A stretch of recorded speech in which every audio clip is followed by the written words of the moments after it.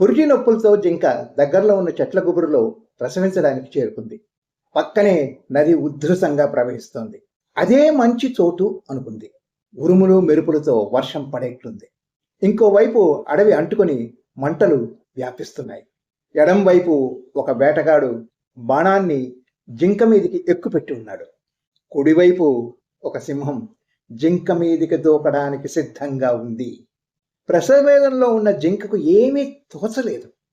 చుట్టూ కార్చిచ్చు, మృత్యు రూపంలో మీదికి వస్తున్న సింహం, గురిపెట్టిన వేటగాడి బాణం, ఉధృతంగా ప్రవహిస్తున్న నది. ఇన్ని ప్రమాదాల మధ్య జింక చేయవలసిన ముఖ్యమైన పని శిశువుకు జన్మనివ్వడమే. వేరే ఆలోచన లేకుండా ఆ పనిపైనే దృష్టి పెట్టింది. వెంటనే వరుస సంఘటనలు సంభవించాయి. కళ్ళు చెదిరే మెరుపుతో వేటగాడి కళ్ళు బైర్లు కమ్మి చూపుపోయింది.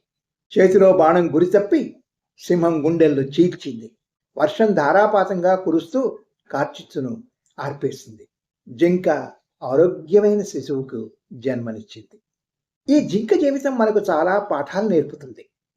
ఆ క్షణం జింక చెయ్యగలిగిన పని ఒక్కటే, అది శిశువుకు జన్మనివ్వడమే. మిగిలినవేవీ జింక అధీనంలో లేవు.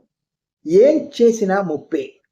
మన జీవితాల్లో కూడా అనుకోని సంఘటనలు, నెగటివ్ ఆలోచనలు ముంచెత్తుతుంటాయి.